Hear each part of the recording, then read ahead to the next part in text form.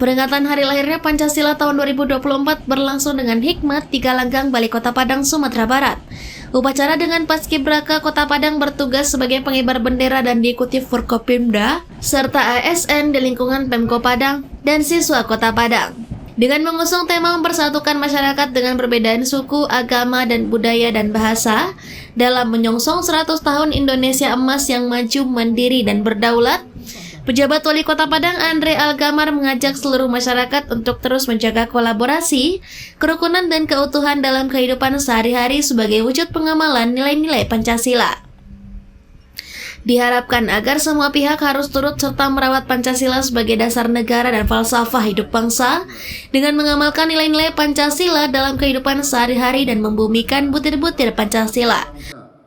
Tema ini mengandung maksud bahwa Pancasila menyatukan. Melaksanakan upacara bendera dalam rangka peringatan Hari Lahir Pancasila.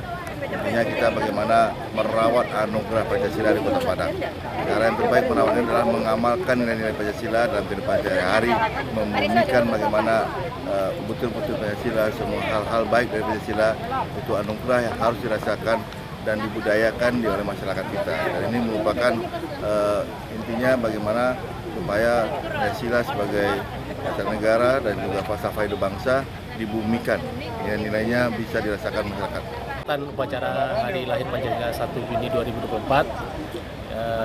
berjalan dengan baik, karena memang ini sudah kita persiapkan jauh hari, dan yang utamanya hari ini ya pasukan pengibar bendera kita adalah pasukan pengibar bendera yang 2023 ya, bertugas pertamanya untuk menaikkan bendera dan penurunan 17 Agustus Hari Kemerdekaan. Hari ini adalah tugas terakhirnya. Setelah ini mereka akan dilantik menjadi Duta Purna Paskibra, Duta Pancasila.